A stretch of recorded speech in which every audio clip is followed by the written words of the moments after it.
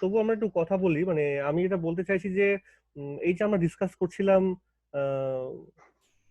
Photo electric effect বলো, হ্যাঁ, বা রেডিয়েশন ল বলো বা কম্পটন এফেক্ট বলো, বেসিক ফিজিক্সটা তো বুঝতে পেরেছো নিশ্চয়ই। হ্যাঁ স্যার। সেখানে কি বলা হলো যে আমাদের এটাই বোঝার দরকার যে রেডিয়েশন কে তুমি শুধু ওয়েভ ওয়েভ হিসেবে ভাবলে হবে না, তার মাঝে মাঝে একটা পার্টিকেল ক্যারেক্টার দেখা যাচ্ছে, তাই তো? পার্টিকেল। হ্যাঁ, ক্যারেক্টার, কিন্তু হ্যাঁ পার্টিকেল স্যার। সত্যিকারের বলবো না। সে দেখাচ্ছে যেন তার বিহেভিয়ারটা পার্টিকেলের মতো, মানে তার একটা এনার্জি আমি ভাবতে পারি, সেই এনার্জিটা কিন্তু ওই ওয়েভের এনার্জির মতো নয়, বা তার একটা মোমেন্টামের কথা আমি ভাবতে পারি, সেগুলো আবার ওয়েভের যে প্যারামিটার সেগুলোর সঙ্গে রিলেটেড থাকবে। যেমন এটা হবে এইচ নিউ, আর পিটা হবে হচ্ছে এইচ বাই ল্যামডা। আর পার্টিকেল যে ক্যারেক্টারটা তার আমরা নাম কি দিয়েছিলাম? ফোটন, তাই না? হ্যাঁ স্যার। এবার ফটো ইলেকট্রিক এফেক্টে আমরা কি ধরনের ফোটন নিয়ে কাজ করেছিলাম? এক্স রে ফোটন নিয়ে কাজ করেছি, এক্সোফোটন। হ্যাঁ। নিশ্চয়ই মনে আছে। এই ফটো ইলেকট্রিক এফেক্টে আমরা ইউভি ফোটন নিয়েছিলাম, সরি, ইউভি ফোটন ছিল। হ্যাঁ হ্যাঁ, হ্যাঁ, ইউভি, হ্যাঁ। যার যার ভালো। ফ্রিকোয়েন্সিটা, যে ইউভি ফোটন মানে লাইটটা হচ্ছে ইউভি, কিন্তু তার পার্টিকেল ক্যারেক্টারটাকে আমরা বলবো তখন ইউভি ফোটন, ঠিক আছে? হুম। কিন্তু এর তো এনার্জি খুব বেশি না, কারণ এর তো ফ্রিকোয়েন্সি অনেকটা কমের দিকে তাও আছে। এই জন্য শুধুমাত্র ফটোইলেকট্রিক এফেক্টে আমরা দেখতে পাই যে যেগুলো মোটামুটি ফ্রি ইলেকট্রন, মানে ইলেকট্রনগুলো যেগুলো খুব টাইটলি বাউন্ড না, বা বাউন্ড হলে পরেও সেটাকে বার করে নিয়ে আসতে চাইছে মেটালের ভেতর থেকে আর কি। যাই হোক, আমার কথা হচ্ছে আমরা যখন কম্পটন এফেক্টে গেলাম তখন আমরা কি ধরনের, এটা হচ্ছে ফটো ইলেকট্রিক এফেক্টে, কম্পটন এফেক্টে আমরা কি ধরনের ফোটন নিয়ে কাজ করেছি, বা কোন ধরনের ইএম ইলেকট্রোম্যাগনেটিক বিম নিয়ে কাজ করেছি? এক্স রে নিয়ে, তাই না? X ray. X ray photon আর হ্যাঁ একটু স্যার। High energy. হ্যাঁ স্যার। আমরা যত এনার্জির দিকে বাড়াচ্ছি, তার মানে যত এই এইচ নিউটা বাড়ছে, মানে যত ফ্রিকোয়েন্সি বাড়ছে একটা রেডিয়েশনের, তত কিন্তু আমরা নতুন নতুন এফেক্ট দেখতে পাচ্ছি, ঠিক আছে? মানে এই হ্যাঁ দুটো স্যার। ঘটনা কিন্তু ওয়েভ থিওরি দিয়ে, মানে তুমি যদি বলো যে রেডিয়েশন অ্যাজ এ ওয়েভ, তুমি কিন্তু এক্সপ্লেন করতে পারবে না। তার বদলে তোমাকে ভাবতে হবে না সেটা একটা ওয়েভের মতো না, তার একটা পার্টিকেলের মতো নেচার নিয়ে এই দুটো ক্ষেত্রে সে নিজেকে এস্টাবলিশ করছে। ফিজিক্সটা তাহলে ক্লিয়ার আছে মোটামুটি। এখন হ্যাঁ স্যার। আমার পরের তাহলে লোকজন প্রশ্ন করেছিল যে আচ্ছা, তার মানে কি ইলেকট্রোম্যাগনেটিক যে ওয়েভটা বা রেডিয়েশনটা, হ্যাঁ, আমাদের তো এই পুরো ইউনিভার্স দুটো জিনিস নিয়ে তৈরি, একটা হলো ম্যাটার আর একটা হলো ওয়েভ, সারা পুরো পৃথিবীটা, হুম। ঠিক আছে? হ্যাঁ স্যার। ম্যাটার মানে হলো পার্টিকেল, ম্যাটার প্লাস ওয়েভ মানে হচ্ছে, তোমাকে বুঝতে হবে এটা মানে আমাদের হোল ইউনিভার্সটা। ম্যাটার মানে আমি বলতে চাইছি হচ্ছে পার্টিকেল, সোজা কথা। আর ওয়েভ মানে তো বুঝতেই পারছো যেটা চারিদিকে ছড়ানো আছে, ঠিক আছে? হ্যাঁ। তা হ্যাঁ স্যার। দেখো, আমি ক্লাসিক্যাল ব্যাপার থেকে দুটো এক্সাম্পলের কথা একটু বলতে চাই যে আমার কিন্তু ক্লাসিক্যাল ডোমেইনে বা ক্লাসিক্যাল ফিজিক্সে তুমি কিন্তু দুটোরই এক্সিস্টেন্স পেয়েছো। তুমি পার্টিকেলের এক্সপেরিমেন্টও কিছু করেছো, আবার ওয়েভের নিয়েও তুমি এক্সপেরিমেন্ট করেছো। যেমন ওয়েভেন। ফর এক্সাম্পল আমি তোমাকে যদি বলি যে সাউন্ড, তুমি ছোটবেলা থেকে পড়ে এসছো শব্দ বা সাউন্ড কিরকম একটা ওয়েভের মতো দিয়ে হয়ে যায়, তাই না? মিডিয়ামের মধ্যে দিয়ে। হ্যাঁ স্যার। তুমি তো কোথাও পড়োনি এখনো পর্যন্ত, আশা করি, যে সাউন্ড একটা পার্টিকেল, কোথাও কি লেখা আছে কোনো বইয়ে সাউন্ড পার্টিকেলের মতো যায়? না। কণা কোথাও লেখা নেই। তাহলে না। আমরা এতদিন পর, এবং সবকিছু প্রমাণও হয়ে গেছে যে হ্যাঁ সাউন্ড মোটামুটি আমি ওয়েভ দিয়ে তুমি সব কথা বলতে পারো। আচ্ছা, এবার তোমাকে আর একটা প্রশ্ন জিজ্ঞেস করি আমি, এরকম একটা ছোটবেলায় যে কোনো আমাকে একটা এক্সপেরিমেন্টের কথা বলো তো যেখানে একদম পার্টিকেলকে নিয়ে তুমি ডিসকাস করেছো, মানে পার্টিকেল, একদম পার্টিকেল, কোনো ওয়েভ সেখানে ছিল না। যে কোনো একটা একটা চ্যাপ্টারের নাম বলো আমাকে তুমি। কোনো চ্যাপ্টার কি মনে পড়ছে এরকম যেখানে তার পার্টিকেল ক্যারেক্টারটাই ছিল, সেটা দিয়ে তোমাকে শুধু এক্সপ্লেন করতে হচ্ছিল?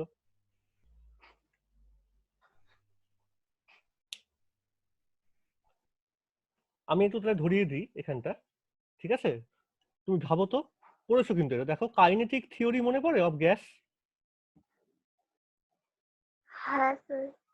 তুমি সেখানে কি ধরেছিলে যে গ্যাসের যে মলিকুল গুলো তারা একদম সত্যি সত্যি পার্টিকেলের মতো দেয়ালে গিয়ে ধাক্কা টাক্কা মারছে, এবং তাই জন্য তুমি প্রেশার হ্যাঁ। প্রেশার টেশার, ওখানে তুমি কোনো রকম ওয়েভ ধরোনি যে গ্যাস কি। গ্যাস তো সহজে লোকজন ভাবতেই পারে গ্যাস একটা wave। না, গ্যাসকে আমি ওখানে ধরেছিলাম অ্যাজ এ পার্টিকেল, মলিকুলস গুলোকে, তাই না? হ্যাঁ। তার মানে ক্লাসিক্যাল ফিজিক্সের মধ্যে কিন্তু তুমি ম্যাটার নিয়েও এক্সপেরিমেন্ট করেছো, আবার ওয়েভ নিয়েও তুমি এক্সপেরিমেন্ট করেছো ছোটবেলা থেকে। দুটোর মধ্যে কোনো রকম হ্যাঁ স্যার। ঝামেলা ছিল না। এখন কথা হলো, প্রবলেম এখানে একটাই, কিন্তু এরকম কি কোনো সিচুয়েশন এখনো পর্যন্ত পেয়েছিলে ক্লাসিক্যাল ফিজিক্সে যেখানে এই দুটো জিনিস মিলেমিশে আছে। কখনো ম্যাটার কখনো ওয়েভ, এরকম তো কিছু পাওনি নিশ্চয়ই। ম্যাটার হলে পুরোপুরি ম্যাটার, ওয়েভ হলে পুরোপুরি ওয়েভ। হ্যাঁ সৌভিক শুনতে পাচ্ছিস? হ্যাঁ স্যার। আচ্ছা, আমরা ওই কথাবার্তা গুলো বসলাম একটু জাস্ট রিকল করে নিয়ে। তার মানে আমি বলতে চাইছি যে ক্লাসিক্যাল ফিজিক্সে যেমন আমার ম্যাটার বা পার্টিকেল ক্যারেক্টারটা দিয়ে তুমি একটা জিনিসকে পুরোপুরি এক্সপ্লেন করলে, সেখানে কিন্তু ওয়েভ ক্যারেক্টার কোনো মতে ঢুকবে না। মানে গ্যাসের মলিকুলগুলোর কোনো রকম কিন্তু ওয়েভ ক্যারেক্টার নেই, তুমি কোথাও বলতেই পারো না। কোথাও কি পড়েছো এটা আইডিয়াল গ্যাসের মলিকুলের ওয়েভ ক্যারেক্টার আছে? সৌভিক কোথাও কি পড়েছিস? না। আইডিয়াল গ্যাস মলিকুল মানে সবাই আমরা এখনো পর্যন্ত জানি পার্টিকেল, তাই নয় কি? হ্যাঁ মাস আছে একটা, সত্যি কথা বলতে গেলে। আবার তুই দেখ সাউন্ডের কথা একটু আগে বলছিলাম, কোথাও বই কোনো বই এখনো পড়েছিস সাউন্ড মানে একটা তোমার পার্টিকেল? সব জায়গায় কি পড়েছে, সাউন্ড মানে একটা ওয়েভ, একটা লংগিটিউডিনাল ওয়েভ, যার জন্য মিডিয়াম লাগে। হ্যাঁ, ওই আমরা ছোটবেলায় পড়তাম না যে কি যেন হয় ওটাকে বলে, ঘনীভবন তনুভবন হয়ে হয়ে যাচ্ছে সাউন্ডটা। হ্যাঁ কন্ডেনসেশন আর কি এবার ওখানে কি কোনো পার্টিকেল ক্যারেক্টার ছিল? পুরোটাই তো ছিল একটা তরঙ্গ না। যাচ্ছে, ওয়েভ যাচ্ছে। তাহলে হ্যাঁ আমার কথা হলো ক্লাসিক্যাল ফিজিক্সে কিন্তু একই সঙ্গে একই জিনিসের দুটো দুটো মানে, যদি সাউন্ড একটা ওয়েভ হয়, সমস্ত এক্সপেরিমেন্টের সাউন্ডটা কিন্তু ওয়েভ হিসেবেই তোকে দেখাবে। কথাটা বুঝলি কি বললাম? হ্যাঁ আর যদি গ্যাস মলিকুলস বা পার্টিকেলস হয়, সমস্ত ক্ষেত্রে গ্যাসের সমস্ত এক্সপেরিমেন্টে, বয়েলস ল হোক, চার্লস ল হোক, এনট্রপি হোক, যা যা হোক, সবার ক্ষেত্রে কিন্তু গ্যাস মলিকুল গুলো অ্যাজ এ পার্টিকেল হিসেবেই তোকে নিজেকে এক্সপ্রেস করবে। ইয়েস অর নো, ঠিক না? হ্যাঁ এইখানেই প্রবলেমটা হচ্ছে। ইলেকট্রোম্যাগনেটিক রেডিয়েশন বা লাইট বলো যাই বলো, তুমি যখন এটাকে নিয়ে কাজ করা শুরু করছো, কখনো কখনো সে ওয়েভ, কারণ তুমি অলরেডি পড়ে ফেলেছো। পার্টিকেল। হ্যাঁ, তুমি অলরেডি পড়ে ফেলেছো ডিফ্রাকশন, ইন্টারফারেন্স, এগুলো নিশ্চয়ই পড়েছো, এগুলো পড়োনি? হ্যাঁ হ্যাঁ ওয়েভ থিওরি পড়েছো, যেটা পুরোপুরি ওয়েভ দিয়ে ব্যাখ্যা করা যায়, ল্যাম্ডা ফ্যামডা দিয়ে, ইন্টেন্সিটি এক্সপ্রেশনে আছে, আমি জানি।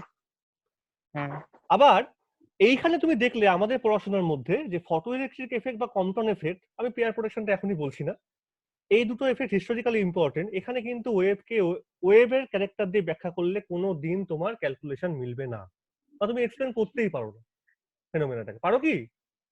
না। পারো না। তোমাকে ওখানে ধরতেই হবে তার একটা পার্টিকেল মতো ক্যারেক্টার আছে।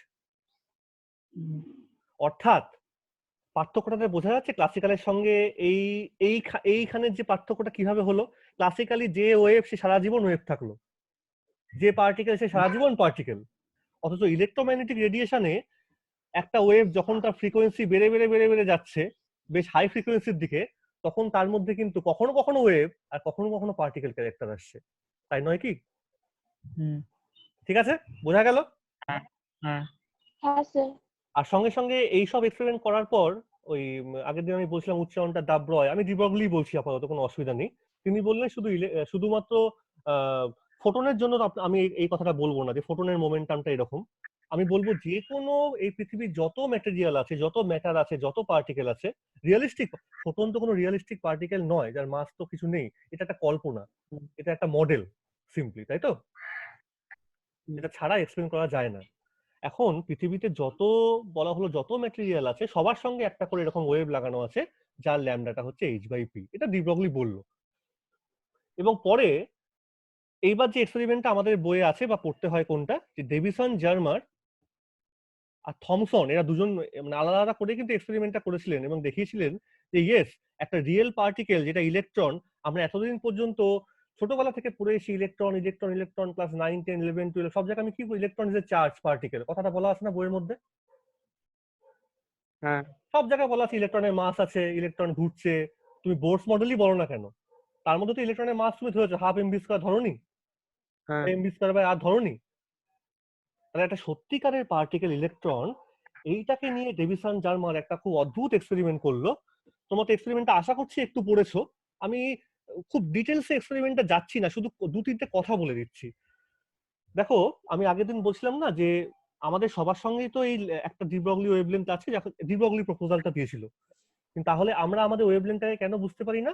কারণ এই যে পি ফ্যাক্টরটার মধ্যে কিন্তু একটা মাস ফ্যাক্টর আছে, তাই না? আমাদের আর এই এইচটা খুব স্মল। তাহলে আমাদের মাস যদি খুব ছোট না হয়, কারণ এটা নিচে ফ্যাক্টরটা আছে, তাহলে কিন্তু সে এই স্মলনেস অফ এইচটাকে সঙ্গে মারপিট করতে পারবে না। কারণ তোমাকে যদি বুঝতে হয় আমাদের ওয়েভ ক্যারেক্টারটা এমন, তো মানে তোমাকে ল্যামডাটাকে যথেষ্ট পরিমাণে বড় হতে হবে, না হলে তুমি ধরতে পারবে না। সোজা কথা, তুমি এটা কিন্তু বলতে পারো না যে আমার সঙ্গে বা তোমার সঙ্গে ওয়েভ নেই, এটা বলা যায় না। কারণ তোমার কাছে যন্ত্রপাতিটাই নেই, তুমি ধরবে যে। আমি ক্যালকুলেশন আগের দিন করেছিলাম না, 10⁻⁻28 সেন্টিমিটার মতো হচ্ছে, এরকম কোনো যন্ত্র নেই। কিন্তু যদি তুমি একটা ইলেকট্রনকে এখানে বসাও, তুমি দেখছো ভ্যালুটা মোটামুটি এই 3 to 5 অ্যাংস্ট্রম মতো আসছে, ধরে নিচ্ছি আমি, বা 1 থেকে 10 অ্যাংস্ট্রম আসছে, যেখানে তুমি বলছো যে এই ইলেকট্রনটাকে একটা পোটেনশিয়াল ডিফারেন্সের মধ্যে দিয়ে পাস করানো হয়েছে, তার মানে পিটা হবে হচ্ছে 2m ইন্টু ই ইন্টু ভি রুট ওভার, আমরা সবাই জানি ইলেকট্রিক ফিল্ডের ক্যালকুলেশন। এবার তুমি সেখানে ভিটাকে আমি একটা এক্সাম্পল দিয়েছিলাম, এত ভোল্ট আমি অ্যাপ্লাই করছি, মোটামুটি করলে পরে এইরকম একটা রেঞ্জ তুমি পেতে পারো। মানে আমি বলছি রেঞ্জটা ফিক্সড রেঞ্জ কোনো না, রেঞ্জটা মেজারেবল রেঞ্জ। 1 থেকে 10 অ্যাংস্ট্রম নেচারের মধ্যে পাওয়া যায়। কোথায় পাওয়া যায় না, সেটা হলো হচ্ছে ক্রিস্টাল। এবার ক্রিস্টাল জিনিসটা কি? ক্রিস্টাল বহু আগেই লোকে আবিষ্কার করে ফেলেছে এইসব কথাবার্তার আগে। ক্রিস্টাল হলো একটা সিম্পল সলিড ম্যাটেরিয়াল, যার মধ্যে সেটা আয়ন দিয়েও তৈরি হতে পারে, সেটা মলিকুলস দিয়ে তৈরি হতে পারে, সেটা অ্যাটমস দিয়ে তৈরি হতে পারে, যা খুশি হতে পারে, কিন্তু যেটা দিয়ে তৈরি হবে সেই কনস্টিটিউয়েন্ট পার্টিকেল গুলো ভিতরে সুন্দর পিরিয়ডিক্যালি রেগুলার অ্যারেঞ্জমেন্টে বসানো আছে। ঠিক আছে? তাহলে আমি তো 3D ডায়াগ্রামটা এখানে আঁকতে পারছি না, ধরে নাও এরকম করে পরপর পরপর বসানো আছে। এটা আমি শুধু এই প্লেনটার মধ্যে আঁকছি, বোর্ডটার মধ্যে। এরকম এইদিকেও বসানো আছে, পিছন দিকেও আছে, এই পাশেও আছে, এই পাশেও আছে। মানে একটা 3 ডাইমেনশনাল ডায়াগ্রাম তুমি কল্পনা করো। বোঝা যাচ্ছে কি বলছি? ঠিক আছে, বুঝতে পারছিস তো? হ্যাঁ স্যার। এইবার এই ক্রিস্টালটাকে না লোকে অনেকভাবে রিয়েলাইজ করতে পারে। মানে তুমি শুধুমাত্র এই পয়েন্ট পজিশন গুলোকে না, মানে এখানে কিন্তু এইগুলো কতগুলো পয়েন্ট, এই পয়েন্টে কে কে বসে আছে, যদি আয়ন হয় আয়ন গুলো বসবে, যদি অ্যাটমস হয় অ্যাটমস গুলো বসে আছে, সবাই কিন্তু সুন্দর একটা ডিস্টেন্স মেনটেন করে যেন বসে আছে, একদম সোশ্যাল ডিস্টেন্স মেনটেন করে আছে ওরা। এবার লোকে বললো ঠিক আছে, তুমি এটাকে আর এক লেভেল উপরে উঠিয়ে যাও, তুমি ভাবো যে এখানে কতগুলো প্লেন আছে, কাল্পনিক প্লেন, সত্যি করে নেই কিন্তু তুমি কল্পনা করছো। তখন তুমি বলবে যে এই প্লেনের মধ্যে অ্যাটম গুলো বসে আছে। যে যেভাবে দেখে, বিভিন্ন প্রসেস ক্রিস্টালটাকে দেখার, আর এই প্রতিটা প্লেনের মধ্যে সেপারেশন গুলোকে আমরা ডি দিয়ে রিপ্রেজেন্ট করি, যারা ক্রিস্টালোগ্রাফি পড়ে। এই ডিটাকে বলা হয় ইন্টারপ্লেনার প্রেসিং। এবার এইটা মেজার করার জন্য লোকে এক্স রে ইউজ করছিল প্রথম দিকে। এক্স রে যা ওয়েভলেন্থ আর ক্রিস্টালের মধ্যে যে সেপারেশনটা আছে বা এই ডি এর যে ভ্যালুটা, সেটা মোটামুটি এক্স এর ওয়েভলেন্থের সঙ্গে ম্যাচ করে যায়, এটা মনে রাখতে হবে। ঠিক আছে? এক্স এর যে ল্যামডা আর ক্রিস্টালের মধ্যে বিভিন্ন প্লেনের মধ্যে যে ডি ভ্যালু, সেটা ম্যাচ করে যায়। তুমি জানো কোনো একটা কিছুকে দেখতে গেলে বা বুঝতে গেলে যে ইনস্ট্রুমেন্টাল ডিভাইসটা আমার দরকার, তার ডাইমেনশনটার সঙ্গে ওই সিস্টেমটার ডাইমেনশনটার ম্যাচ থাকতে হবে, তাই তো? হ্যাঁ। তাহলে প্রশ্ন করা হয় যে ক্রিস্টালকে দেখতে গেলে কেন আমরা এক্স রে ইউজ করি, তার কারণ একটাই, যে এক্স এর ওয়েভলেন্থের সঙ্গে ক্রিস্টালের মধ্যে ইন্টারপ্লেনার স্পেসিং বা যে কোনো পরপর দুটো অ্যাটমস বা দুটো মলিকুলস এর মধ্যে স্পেসিং এর সঙ্গে এক্স এর ওয়েভলেন্থের একটা ম্যাচিং আছে। তা লোকে এক্স রে আবিষ্কার করে ফেলেছিল, এক্স রে যে ক্রিস্টালের মধ্যে ডি ভ্যালুটাকে লোকে মেজার করেছিল। ডেভিসন জার্মার ভাবলো যে আচ্ছা, আমি অলরেডি কম্পটন এফেক্ট পড়তে গিয়ে দেখেছি। এবং একটা কথা বলি, এক্স রে দিয়ে যে আবিষ্কারটা করেছিল সেটা খুব, আমি একটা সিম্পল ভাবে ব্যাপারটা একটু বলার চেষ্টা করছি। ধরে নাও দুটো তুমি আহ দুটো তুমি অ্যাটম বা দুটো মলিকুল বা দুটো আয়নকে নিয়েছো, সবগুলো দুটো প্লেন তুমি ভাবছো, এটা একটা প্লেন, আমি লাইন দিয়ে আঁকছি, আর এটা একটা প্লেন। ঠিক আছে? পরপর দুটো সাকসেসিভ প্লেনের কথা ভাবছো, যাদের মধ্যে সেপারেশনটা হলো ডি। এখন যে এক্স রেটা এসে পড়ছে, ধরা হলো সে এইভাবে এসে পড়তে পারে, অনেকগুলো বিম তো হতে পারে একটা বিমের মধ্যে, আমি দুটো মোটামুটি, অর্থাৎ এই পয়েন্টগুলো এখন বা এই অ্যাটমস বা এই মলিকুলস গুলো, তারা এখন একটা স্ক্যাটারিং সেন্টারের মতো কাজ করবে। তাহলে স্ক্যাটারিং সেন্টারের মতো কাজ করলে যদি একটা অবজারভার এখানে বসে থাকে, সে যদি দেখতে চায় কি হয়েছে, তখনও কিন্তু এই ওয়েভ বা পার্টিকেল জিনিস নিয়ে লোকে ভাবতো না। এক্স রে যখন আবিষ্কার হয়েছে, ভাবতো এক্স রে একটা ওয়েভ। তাহলে ও ভাবছে যে আমি যখন অবজারভেশনটা এখানে করব, যেগুলো বেরিয়ে আসছে, তাকে যদি আমাকে অবজার্ভ করতে হয়, সেই জিনিসটার ইন্টেন্সিটিটা খুব বেশি হতে হবে, না তুমি চোখে দেখতে পারবে না, তাই না, যে বেরিয়ে আসছে। কারণ ভেতরে তো অ্যাবজর্পশনও হচ্ছে, অনেক কিছুই হতে পারে, লস হতে পারে। যে এক্স রেটা পড়বে পড়ার পর যদি কিছুটা বেঁচে তারপর ফিরে আসে ভেতরে ইন্টারাকশন হওয়ার পর, তোমাকে যদি চোখ দিয়ে দেখতে হয়, তোমাকে অ্যাটলিস্ট এইটা তুমি ডিমান্ড করতেই পারো যে আউটগোয়িং এক্সেটা ইন্টেন্সিটিটা অনেকটা বেশি হতে হবে। আর যদি এই ডিমান্ডটা তুমি করো, তার মানে ওয়েভ থিওরি তোমাকে বলছে যে বলতো কখন, আন্ডার হুইচ কন্ডিশন তুমি ইন্টেন্সিটি, দুটো ওয়েভের ইন্টেন্সিটিকে অনেকটা বাড়াতে পারো, সেই জিনিসটাকে আমরা কি বলি?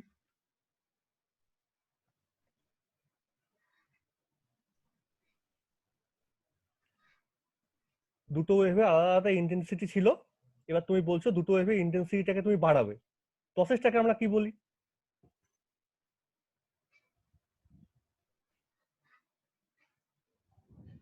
ওয়েভ থিওরি তো পড়েছিস, কোন ফেনোমেনাতে ইন্টেন্সিটি চেঞ্জ হয়?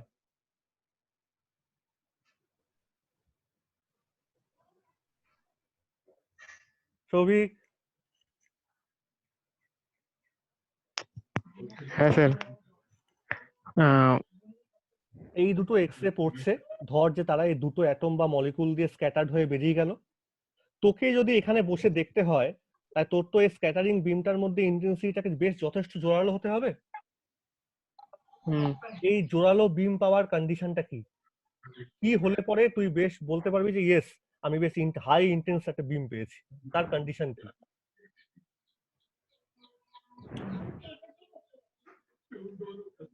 তার একটাই কন্ডিশন, সেটা আমরা পড়েওছি বললেই এখনই মনে পড়ে যাবে। একমাত্র তখনই তুমি এখানে খুব হাই ইন্টেন্সিটি লক্ষ্য করবে রেজাল্টেন্ট জায়গাটার মধ্যে, যদি এই দুটো স্ক্যাটার্ড বিম নিজেদের মধ্যে এবার কনস্ট্রাকটিভ ইন্টারফারেন্স করে। বোঝা গেল কি? ওহো, হ্যাঁ অবশ্যই। হ্যাঁ আচ্ছা, হ্যাঁ এমা। হ্যাঁ না তো ভেতরে তো লস টস সব হয়ে গেছে, হ্যাঁ হ্যাঁ হ্যাঁ ঠিক আছে? হ্যাঁ হ্যাঁ হ্যাঁ আমি খুব বেশি কথা বলবো না, কিন্তু খুব শর্ট এই এক্সপেরিমেন্টটা বলছি। তাহলে এবার কি করা হলো লোকে, তুমি জানো যে যদি কনস্ট্রাকটিভ ইন্টারফারেন্স করা হয় তাহলে পাথ ডিফারেন্স বের করা হয় যে দুটো বিমের করা হচ্ছে। তাই তুমি এখান থেকে পারপেন্ডিকুলার ড্র করবে, এখান থেকে পারপেন্ডিকুলার ড্র করছো, ঠিক আছে? এক্সট্রা কতটা ডিস্টেন্স? তাহলে এইটুকুন জায়গা হলো টোটাল পাথ সেপারেশন। এবার এটা যদি ডি হয়, মানে এইটাও যদি ডি হয়ে যায়, তুমি অ্যাঙ্গেলটাকে কোনটা ধরে নিয়েছো বলো তো? এখানে তুমি একটা অ্যাঙ্গেল অফ স্ক্যাটারিংটাকে তোমাকে ধরে নিতে হবে, সেই অ্যাঙ্গেলটাকে তুমি কোনটা নেবে? যে অ্যাঙ্গেলটায় পড়ে বেরিয়ে যাচ্ছে, অর্থাৎ এই যে তুমি ধরে নাও যে এই অ্যাঙ্গেলটা, এইটা হচ্ছে তোমার অ্যাঙ্গেল অফ ফাই, একটা ফাই অ্যাঙ্গেল তুমি ধরছো, ঠিক আছে? ধরে নিচ্ছ এটা ফাই, তাহলে এইটুকুন জায়গাটা কত হবে? এটা পারপেন্ডিকুলার ড্র করেছো, তাহলে এটা 90 মাইনাস ফাই, হ্যাঁ ঠিক আছে? এইবার তুই এই যে ট্রায়াঙ্গেলটা নিয়েছিস, এই ট্রায়াঙ্গেলটা থেকে এটা তো ডি, এবার তুই এইটুকুন পাথ ডিফারেন্সটা বার কর। এটা 90 মাইনাস ফাই তুই পেলি, এখান থেকে পারপেন্ডিকুলার ড্র করেছিস, এটা হচ্ছে ডি, এটা 90 মাইনাস ফাই, তাহলে এইটুকুন বলতো কত হচ্ছে এই সেকেন্ড ব্র্যাকেটটা?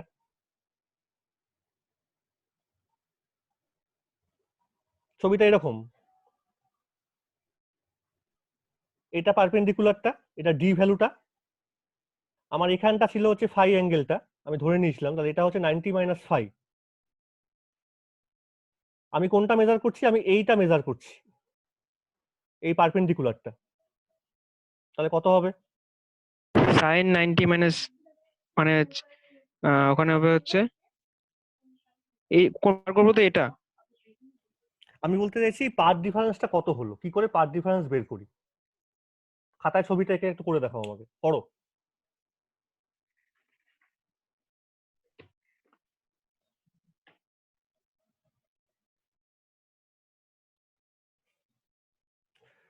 তুমি যখন ইন্টারফারেন্স পড়েছো, ছবিটা আমি আর একটু স্পষ্ট করে না হয় আঁকছি আর একবার।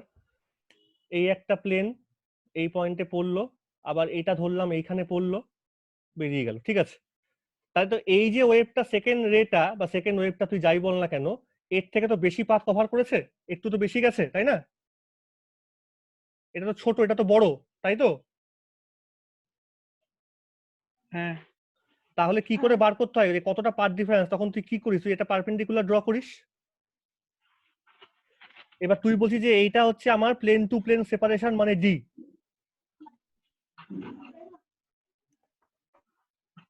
কতটা এক্সট্রা পাথ গেল তুই কি করে বের করবি?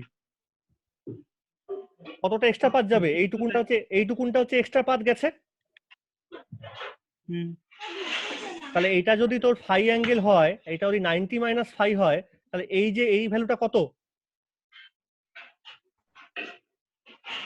cos d, হ্যাঁ, কিন্তু কারণ লম্ব, cos 90 মাইনাস ফাই তো হ্যাঁ সাইন হয়ে গেল। হ্যাঁ সাইন, তার মানে ডি সাইন ফাই হচ্ছে এইটুকুন জায়গার ভ্যালু, এতটা বেশি এসছে এই রেটা। একইভাবে ফেরত যাচ্ছে, তখন কিন্তু আবার তুই এখান থেকে পারপেন্ডিকুলার ড্র করবি, তখন কিন্তু এই যে রেটা সেকেন্ড যে বিমটা সে কিন্তু আবার একটু বেশি পাত গেল বের হওয়ার সময়, তাহলে আবার এখানটাও ডি সাইন ফাই হবে। হ্যাঁ আমি দুটো বিম নিয়ে কাজ করছি, আমার তো অনেক বিম নিয়ে দেখার দরকার নেই, মানে একের থেকে বেশি বিমের সুপার ইম্পোজ মানে দুটো বিম নিয়ে কাজ করলেই তো হবে, তাই তো? তাহলে নেট পাথ ডিফারেন্সটা কত হলো না 2d sin phi, বোঝা যাচ্ছে? এবার তো নিশ্চয় মনে আছে যদি কনস্ট্রাকটিভ ইন্টারফারেন্স হয় তাহলে এইরকম একটা কন্ডিশন থাকে 2n ইনটু ল্যামডা বাই 2। আমি এবার 2 2 কাটলাম, তাহলে n ল্যামডা। কি বুঝতে পারছিস তো? হ্যাঁ এখন দেখ, আমার এই যে ইকুয়েশনটা 2d sin phi equal to n lambda, এটাকেই বলা হয় হচ্ছে ক্রিস্টালোগ্রাফিতে ব্র্যাগস ল। তার মানে এক্স রে যখন ক্রিস্টালের মধ্যে পড়ছে, যদি তারা বেরিয়ে আসে, মানে পড়ার পর যদি বেরিয়ে আসে, ভেতরে যদি অ্যাবজর্ব হয় তাহলে তুই দেখতে পারবি না। যদি ধরে নেওয়া যায় অ্যাবজর্পশন লস ফস কিছু হচ্ছে না, তাও যদি বেরিয়ে আসার পর তোকে ভালো করে বুঝতে হয় সেই এক্স রেটাকে, তাহলে এইরকম কিন্তু একটা ইন্টারফারেন্স কন্ডিশন তাকে মেনটেন করতে হবে, তাছাড়া তুই বুঝতে পারবি না। কিন্তু বোঝা যাচ্ছে কি বলছি? Constructive interference. এখন আবার দেখো, এন এর তো বিভিন্ন অর্ডার আছে, এনটা তো অর্ডার অফ দ্য ইন্টারফারেন্স। তুমি যে ইন্টারফারেন্স ছোটবেলায় পড়েছিলে 11 12 বা একটু আগের ইয়ারেও পড়েছো, যত যত তুমি অর্ডার নাম্বার বাড়িয়ে দেবে 2 3 4 এগুলো, তাহলে তো সেই ইন্টেন্সিটিটা আরো ফল করে যেতে পারে, তাই না? হ্যাঁ তাহলে আমি একদম সবচেয়ে যে ইন্টেন্স লাইনটা অর্থাৎ ফার্স্ট অর্ডার ইন্টারফারেন্স নিয়েই পড়বো। তাই চেষ্টা করা হয় এনটাকে সবসময় আমরা এখানে 1 ধরে নিয়ে চেষ্টা করবো যে ইন্টারফারেন্সটা কত হচ্ছে দেখার। তুমি পরেরগুলো বের করতেই পারো, কিন্তু সেগুলো আরো উইক হয়ে যাবে। তুমি যদি পরের ওয়েটটাকে নিয়ে কাজ করো, পরের সেট অফ ওয়েটটা, তারা তো আরো লস হয়ে যাচ্ছে, আরো বেশি পার্ট ডিফারেন্সে ক্রস করে আসছে। মানে সোজা কথা, এনটাকে তুমি 1 তখনই বলছো যখন প্রথম দুটো প্লেন নিয়েছো, এই বিমটা আর পরের বিমটাকে তুমি ধরছো। এবার বলো না আমি এন 2 নেবো, তার মানে তোকে আরেকটা প্লেন কনসিডার করতে হলো, তখন এই প্রথম এটা 1 নম্বর বিম, সবাই এটা রেসপেক্টে করছিস, তখন অনেক তো বিম পড়ছে, তাই না? ধর যে এই পয়েন্টটার পরপর তুই রেখেছিস, এটা একটা অ্যাটম, এটা একটা অ্যাটম, তখন 1 নাম্বার বিম আর 3 নম্বর বিমের মধ্যে তোকে করেসপন্ডিং করলে পরে তখন এন এর জায়গায় তুই 2 বসাবি। বোঝা গেল কি বলছি? হ্যাঁ পরপর দুটো বিম করলে তখন এনটা 1 বলবো, 1 আর 3 নম্বর বিম করলে এনটাকে 2 বসাবো। আবার যদি 4 নম্বর বিম আর একটা ধরি পরের প্লেনটার জন্য গিয়ে, তাহলে 1 আর 4 করবো, তাহলে একটা তো সোজা হিসেব বোঝাই যাচ্ছে। যত তুই এই নাম্বার অফ রেটাকে বাড়িয়ে দিচ্ছিস নিচের দিকে, তার মানে তত তুই ক্রিস্টালটার ভেতরে ভেতরে ঢুকে যাচ্ছিস। এবার যত তুমি ক্রিস্টালের ভেতরে ঢুকবে তত বেশি লস হয়ে যাবে, অ্যাবজর্পশন হতেই থাকবে, তোমার কন্ট্রোলে থাকবে না। তার মানে যে বিম গুলো ভেতরের প্লেন থেকে বেরোবে তার তুমি কিছু বুঝতে পারবে বাইরে ইন্টেন্সিটি? কিচ্ছু বোঝা যাবে না। তার মানে তোমাকে যদি না এই ফিজিক্সটা বোঝো, ইন্টেন্স রেডিয়েশন যদি বুঝতে হয় তাহলে একমাত্র কন্ডিশন হচ্ছে you have to consider n equal to 1। এটা ক্লিয়ার হলো? ঠিক আছে। এইবার হ্যাঁ স্যার এইবার ডেভিস, এটা গেল পুরো ব্র্যাগস ল দিয়ে আর এক্স রে দিয়ে। লোকজন ভাবলো যে দেখো এখানে আমি যে এক্স রেটাকে ফেলছি ক্রিস্টালের মধ্যে, এক্স রে এখানে কিরকম বিহেভ করছে অ্যাজ এ ওয়েভ, কোনো অসুবিধা নেই, তুমি ইন্টারফারেন্স করছো, তাই তো? ইন্টারফারেন্স পুরোপুরি ওয়েভ ফেনোমেনা। হ্যাঁ কিন্তু তুমি দেখো পরবর্তীকালে, এটা কিন্তু খুব পুরনো ঘটনা, পরবর্তীকালে যখন লোকে কম্পটন এফেক্ট করে ফেলেছে তখন লোকে ঘাবড়ে গিয়ে দেখছে আরে এক্স রে তো কম্পটন এফেক্টের মধ্যে আবার দেখাচ্ছে পার্টিকেল নেচার।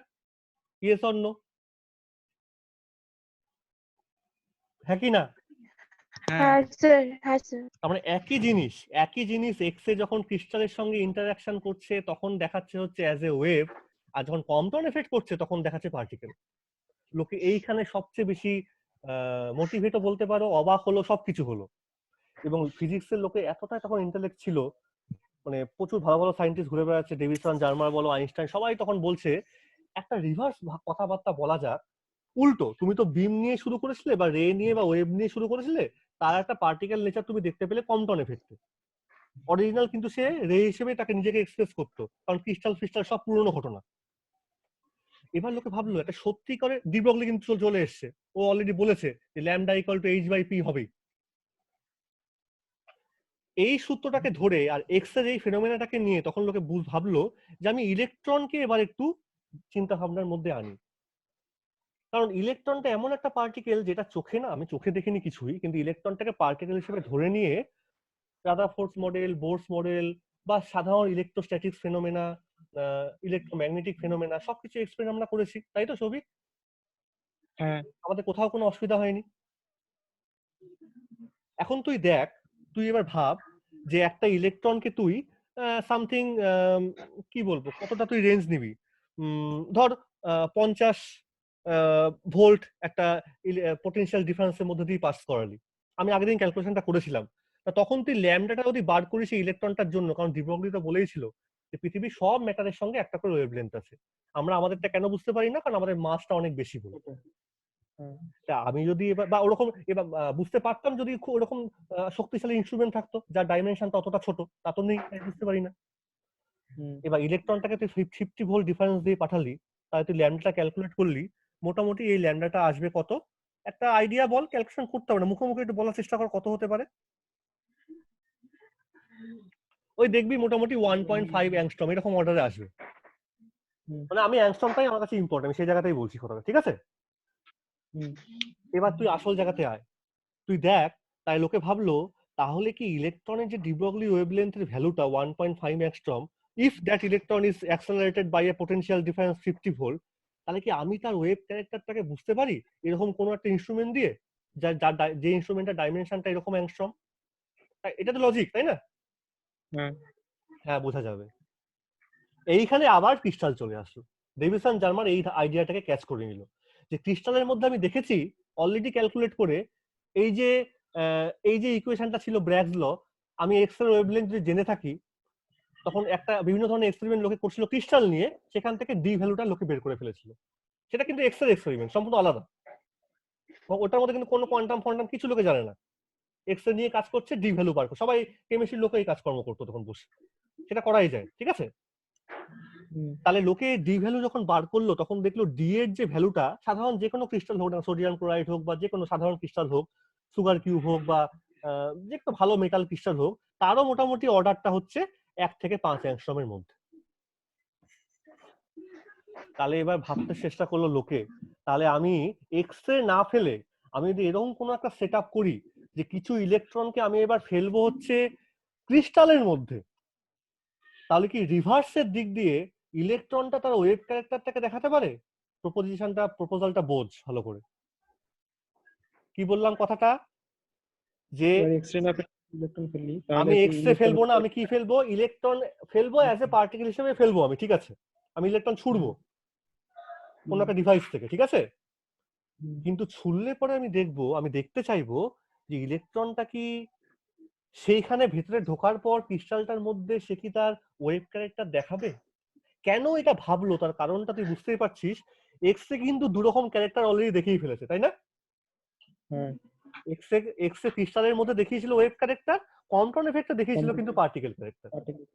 তাহলে সেটাকে ওরা একটু রিভার্স ভাবে ভাবলো, যে কম্পটন এফেক্টের মধ্যে ইলেকট্রন ছিল, মনে আছে? সেখানে কিন্তু কম্পটন এফেক্টে ইলেকট্রন ছিল অ্যাজ এ পার্টিকেল, তাই না? তাহলে আমি এবার ইলেকট্রনটাকে যখন ক্রিস্টালের মধ্যে ফেলবো, আমি ভাববো মানে তুমি এক্সরেটাকে এখানে ভেবেছিলে পার্টিকেল, না হলে এই ক্যালকুলেশনটা করা যাচ্ছিল না। তাহলে এবার তুমি ইলেকট্রনটাকে যখন ক্রিস্টালের সঙ্গে ইন্টারাকশন করাচ্ছ, তুমি একে কেন না ভাববো না কেন আমি ইলেকট্রন এখন একটা ওয়েভের মতো কাজ করবে। মানে এক্স এ ওখানে তার বলিদান দিয়েছিল, নিজেকে বাধ্য করেছিল পার্টিকেল বলতে, এরকম ভাবে ভাবতে পারিস তুই। তাহলে আমি এখানে ভাববো জোর করে যে ইলেকট্রন নিজেকে কেন বাধ্য করবে এখানে ওয়েভের মতো দেখাতে। প্রপোজালটা বোঝা গেল কি, প্রেসক্রিপশনটা কি? জাস্ট কেসটা রিভার্স করে দিচ্ছি, এক্স রে কে রিঅ্যারেঞ্জ করছি ইলেকট্রন দিয়ে। মানে এক্স রে বলছে, ও তুমি আমাকে নিয়ে এরকম একটা মজা করেছিলে, হট করে ওখানে পার্টিকেল করে দিয়েছি, যে তাই এবার ইলেকট্রনটাকে এখানে নিয়ে এসো তো, দেখি তো ওয়েভ হয়ে যায় কিনা ও, তাহলে আমি খুশি হব, তাহলে এক্স রে খুশি হয়ে যাবে আর কি। তো এক্স রে কে খুশি করতে গিয়ে এই এক্সপেরিমেন্টে আমার ডেভিসন জার্মান করলো। আমি কিন্তু গল্পের ছলেই বলছি কথাগুলো, ঠিক আছে? বোঝানোর জন্য। হুম। এক্সপেরিমেন্টটা কি করলো সব বইয়ের মধ্যে আছে, আমি চেষ্টা করছি খুব শর্টেই বলার। যে একটা ফিলামেন্টের মতো নেওয়া হয়েছিল, ধর এরকম একটা ফিলামেন্ট টাইপের আছে যেটাকে এরকম একটা ভোল্টেজ সাপ্লাই দেওয়া হয়। তুই ধর, আমি খুব সোজাভাবে করছি, বেশি কঠিনের দিকে যাবোই না আমি এটা। এবার এখান থেকে এটাকে তুই যদি ভোল্টেজ সাপ্লাই দিস, সেই ভোল্টেজের থ্রুতে এই জায়গাটা থেকে এটা একটা তোর হট মানে কি বলবো এটাকে, এখান থেকে না এই ধরনের অ্যাপারেচার গুলো থেকে ইলেকট্রন বেরিয়ে আসতে পারে। সারফেসের মধ্যে ইলেকট্রন গুলো থাকে, তারা যখন পোটেনশিয়াল ডিফারেন্স অ্যাপ্লাই হয় তখন অনেকভাবে কাজটা হতে পারে। ডিউ টু পোটেনশিয়াল ডিফারেন্সও বেরিয়ে আসে, আবার হিট আপ হয়েও বেরিয়ে আসে, গরমও কিছুটা হয়, ঠিক আছে? তো যাই হোক না কেন, ইলেকট্রন গুলো যদি এই ইলেকট্রন সত্যি কিন্তু বেরোবে, কারণ এই ইলেকট্রন গুলো যেহেতু বেরিয়েছিল, তুমি কিন্তু এটাকে নিয়ে যদি তুমি এখানে একটা ম্যাগনেটিক ফিল্ড রাখো বা ইলেকট্রিক ফিল্ড রাখো আর একটা ফটোগ্রাফিক প্লেট রাখো, তুমি কিন্তু দেখবে রিফ্লেকশন হচ্ছে, যেমন চার্জ রিফ্লেকশন হয় ওই লোরেন্স ফোর্স দিয়ে, মনে আছে তো? তুই প্রশ্ন করবি স্যার ইলেকট্রন কি সত্যি বেরোচ্ছে? হ্যাঁ বেরোচ্ছে, বেরোবে। আর যে চার্জের রিফ্লেকশনটা হবে তার E/M রেশিও ক্যালকুলেট করলে তুমি দেখবে যে যারা বেরিয়েছিল তারা ইলেকট্রন, এটা প্রমাণ করা যাবে। আবার তুমি কোশ্চেন তুলতেই তো পারো ইলেকট্রন সত্যি বেরোচ্ছে। তাহলে আমি একটা সোর্স অফ ইলেকট্রন নিলাম যেখান থেকে ইলেকট্রন বেরোচ্ছে অ্যাজ এ পার্টিকেল, ঠিক আছে? এইবার তুই কি করছিস, এইখানটা এগুলো সব মুছে দে, তুই এইখানটা তো ক্রিস্টালটাকে রাখছিস। কি ক্রিস্টাল নিয়েছিলাম এটা পড়েছিস তো, এগুলো বল কি ক্রিস্টাল নিয়েছিলাম, মনে আছে? না স্যার ভুলে গেছি। নিকেল।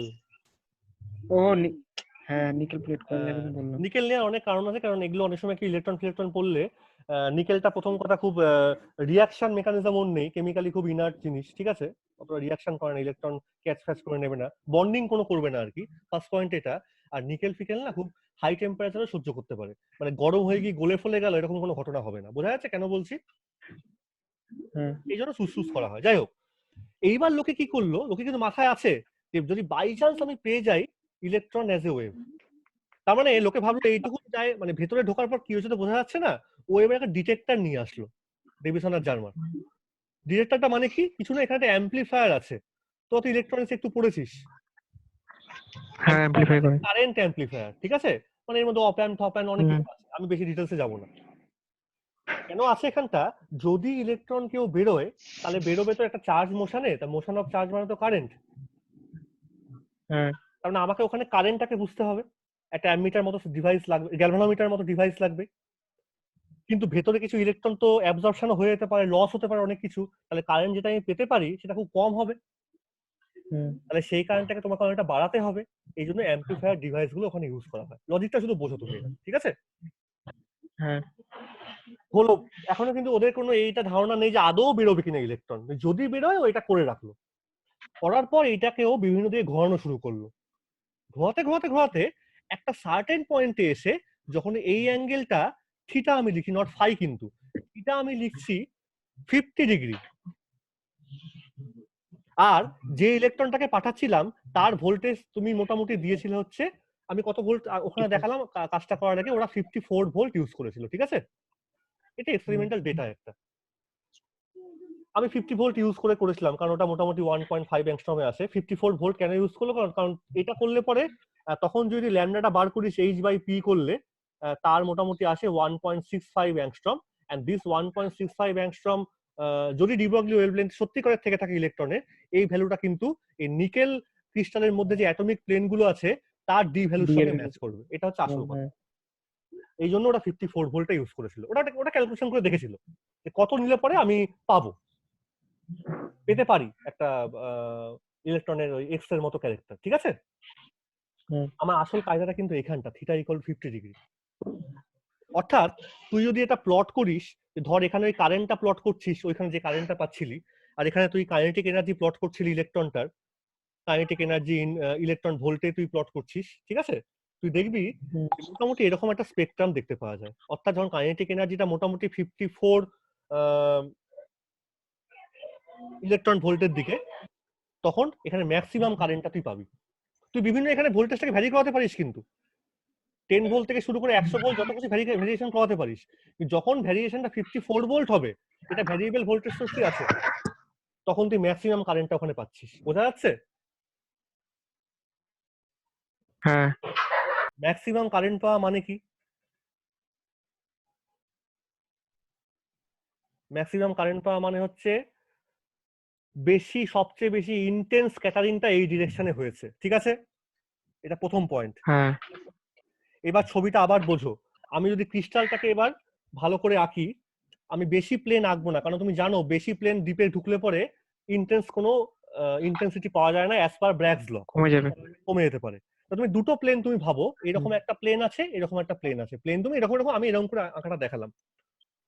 এবার তুই ভাব যে যেহেতু লাইটটা একদম ইলেকট্রনটা একদম স্ট্রেট পড়ছে এসে, তা তুই এরকম ভাবে ভাব, এরকম ভাবে এসে পড়ছে, আর এইদিকে মনে কর বেরিয়ে গেল। আর একটা বিমকে তুই ভাব, ইলেকট্রনে তো অনেক বিম পরপর আসছে, বাঞ্চ অফ ইলেকট্রন, তুই বুঝতে পারছিস না? ঠিক এইখানে আর একটা ইলেকট্রন বিম এসে পড়লো, সে বেরিয়ে গেল হচ্ছে এদিকে। আমাকে একটা জিনিস কিন্তু বুঝতে হবে, এগুলো এই পয়েন্টগুলোতে সব কিন্তু ওই অ্যাটম বা মলিকুলস গুলো বসে আছে পরপর, ঠিক আছে? They will act as a scattering centre. একটা কথা এখানে বুঝতে হবে যে এই ভ্যালুটা, এইটা কিন্তু আমার সেই ডি ভ্যালু, ঠিক আছে? এটা কিন্তু আমার ডি ভ্যালু। দুটো প্লেন নিয়ে আমি কথা বলছি। একটা কথা আমাকে বলো তো, এইখানে ফাইটা কোনটা? এখানে কোনটা ফাই হবে? স্ক্যাটার্ড হয়ে যাওয়ার পর। না না না, ফাই কিন্তু দেখ, ওই আগের ছবিটা মনে রাখ, ব্র্যাগস লাই ছবিটা যেটা এঁকেছিলাম, ফাইটা কিন্তু হচ্ছে এই অ্যাঙ্গেলটা, এই অ্যাঙ্গেলটা হচ্ছে ফাই, এই যে প্লেনটার সঙ্গে যে অ্যাঙ্গেলটা করেছিল, মনে নেই? ছবিটা আঁকলাম একটু আগে, হ্যাঁ হ্যাঁ হ্যাঁ, এটা 90 ওটা মাইনাস হচ্ছে ফাই। ফাই। আর থিটা কিন্তু এই অ্যাঙ্গেলটা, বা এই পুরো বড় অ্যাঙ্গেলটা, যেটা হচ্ছে অ্যাঙ্গেল অফ স্ক্যাটারিং, মানে তোর এই এক্সপেরিমেন্টাল অ্যাঙ্গেল, ঠিক আছে? তাহলে আমাকে একটা ছবি দেখে অন্তত কষ্ট করে একটু বল যে থিটা আর ফাইয়ের মধ্যে রিলেশনটা কত বলতো অ্যাকচুয়ালি?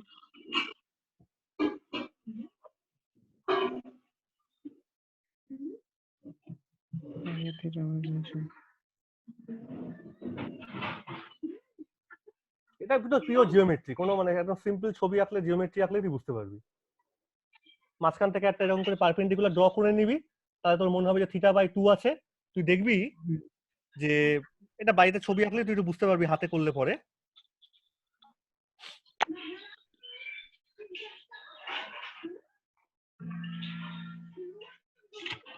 এই ফাইটা, এটা আমাকে দেখাবে করে নিয়ে, বা তুমি নিজের হাতে একটু চেকটা করে দেখবে, ফাইটা হবে 90 ডিগ্রি মাইনাস থিটা বাই 2। এটা ইজিলি প্রুভ করা যায়। এখান থেকে মাঝখান থেকে যখন কোনো রে এরকম করে চলে যায়, ওই আমরা পড়েছিলাম না প্রতিফলন জিনিসটা, তখন তো আমরা এরকম করে একটা অবিলম্ব আঁকি। আবার এইটা মানে, এই তো এটা মানে ফাই, তুই এখান থেকে ভাব না, এটা মানে তো ফাই, একটা প্লেন তুই ভাব, আর এটা মানে থিটা বাই 2, তাহলে এটা হবে না রিলেশনটা, 5 প্লাস থিটা বাই 2 বা 90 ডিগ্রি হচ্ছে তো। তো যা, এত কঠিন না, খুব সহজ ভাবে ভাব এগুলো। তার মানে এবার তুমি দেখো, যখন থিটা হচ্ছে 50 ডিগ্রি, মানে অ্যাঙ্গেল অফ স্ক্যাটারিংটা 50 ডিগ্রি, তখন ব্র্যাগস অ্যাঙ্গেলটা কত? এটাকে ব্র্যাগস অ্যাঙ্গেল বলা হয়। সেটা হচ্ছে কত? 50 বাই 2 করলে 25 হলো, আর 90 মাইনাস 25 কত হচ্ছে? 65 ডিগ্রি। গুড। এইটাকে তুই এটার মধ্যে বসা, আর নিকেলের যে ডি ভ্যালুটা তুই বসা, ঠিক আছে? নিকেলের ডি ভ্যালুটা হচ্ছে 0.91 অ্যাংস্ট্রম, এগুলো একটু মনে রাখতে হবে, এটা নিকেলের ডি ভ্যালু প্রথম দুটো প্লেনের মধ্যে। প্লেন ওয়াইজ কিন্তু আবার চেঞ্জ ফেঞ্জ হয়ে যায় ডি গুলো, কিন্তু আমরা প্রথম দুটো প্লেনকেই ভাবছি ইন্টেন্স রেডিয়েশন পাওয়ার জন্য, তাই জন্য। তখন দেখা যাবে ল্যামডাটা হচ্ছে বসানোর পর, যদি এনটাও তুমি 1 ধরে নাও, পরপর দুটো প্লেনের কথা তুমি বলছো, ল্যামডা তুমি পাচ্ছ 1.65 অ্যাংস্ট্রম। এটা হচ্ছে আসল কথা। আবার এদিকে তুমি কি পেয়েছো? যদি ইলেকট্রনটা কে, আমি বলতাম যে ইলেকট্রনটা পার্টিকেল না একটা ওয়েভ, তাই তুমি কি পেতে? ল্যামডা কত আবার? 1.65। কি লজিকটা আমি এস্টাবলিশ করলাম। এই যে আমি পেলাম ইন্টেন্স রেডিয়েশনটা বা ব্র্যাগস ল ফলো করছে, ব্র্যাগস ল একমাত্র ফলো করে কে? এক্স রে, মানে ওয়েভ। ফলো করছে।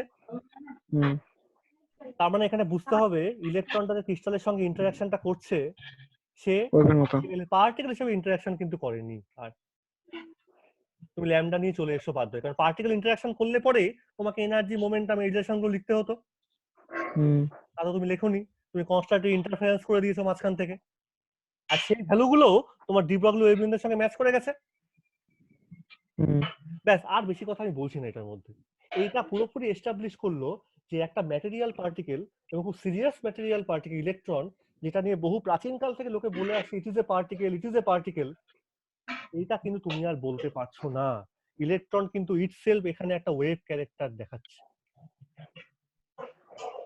কারণ ও একটা ওপেনিং বা সুবিধা পেয়ে গেছে যে ক্রিস্টালের মধ্যে কিন্তু ইনস্ট্রুমেন্টের ডাইমেনশনটা ওর ডি ব্রগলি ওয়েভলেন্থের ডাইমেনশনের সঙ্গে ম্যাচ করে গেছে বলে, তাই না? ওইটা পেয়েছে বলেই কিন্তু দেখাতে পেরেছে এই জিনিসটা। তার মানে কিন্তু আমি আবার বুঝতে পারছি যে ইলেকট্রনের জন্য, যেহেতু ইলেকট্রনের মাসটা খুব ছোট, মাইক্রোস্কোপিক পার্টিকেল, তার একটা কিন্তু ওয়েভ ক্যারেক্টার চলে আসতে পারে। আর এমনিতে কিন্তু ইলেকট্রন পার্টিকেল ক্যারেক্টার বলতে আমার কোনো অসুবিধা নেই। তাহলে লোকে এবার প্রপোজ করা শুরু করলো, আবার ওই কথাটা চলে ঘুরে ফিরে আসলো যে ওয়েভ পার্টিকেল ডুয়ালিটি। কখন আমি এই কথাগুলো বলবো এবার? একটা তো আমাকে তোমাকে বর্ডার লাইন টানতে হবে যে এখন ওয়েভ বা এখন পার্টিকেল, তাই না? সাউন্ড যখন ওয়েভ, সে চিরকাল ধরে sound wave. Kinetic theory of গ্যাসে গ্যাস মলিকুল চিরকাল ধরেই গ্যাস মলিকুল পার্টিকেল হয়ে আছে। এখানেই মুশকিলটা হয়ে যাচ্ছে, ইলেকট্রন কখনো কখনো ওয়েভ, কখনো কখনো পার্টিকেল। কখন ধরবো পার্টিকেল, কখন ধরবো ওয়েভ, আমার কাছে এই কোশ্চেনটা বেশি ইম্পর্টেন্ট। আর যদি ওয়েভ হয়ে যায়, তাহলে তুমি এতকাল ধরে যে নিউটনের ল পড়েছিলে, তাহলে সেটা তুমি আর এখানে ইউজ করতে পারবে না। কারণ ওয়েভ মানে সে চারিদিকে তার ছড়িয়ে যাওয়ার একটা চান্স আছে, তাই না? হ্যাঁ, ওয়েভ মানে জলের ঢেউয়ের মতো। তাই তুমি তাকে যে বলবে সে এই মুহূর্তে এখানে বসে আছে, ওই মুহূর্তে ওখানে আছে, তুমি তাও বলতে পারবে না। অ্যাজ এ হোল ইলেকট্রনটা ডাইনামিক্স এখন তোমাকে বা মেকানিক্স আলোচনা করতে গেলে you need some different physics, different kind of mechanics. আর এই জন্যই এবার নতুন একটা মেকানিক্স লোকে আবিষ্কার বা বলতে শুরু করলো, তারই নাম দেয়া হলো হচ্ছে কোয়ান্টাম মেকানিক্স। তাহলে এতদিনকার গল্প আজকে এসে এস্টাবলিশ হলো আমরা কেন এক্সপেরিমেন্টালি কোয়ান্টাম মেকানিক্স আমাকে জিনিসটা সঠিক। তোমাকে নতুন মেকানিক্স পড়তে হবে গল্পের ছলে না, এক্সপেরিমেন্ট তোমাকে বলছে। পুনম বোঝা যাচ্ছে? হ্যাঁ স্যার।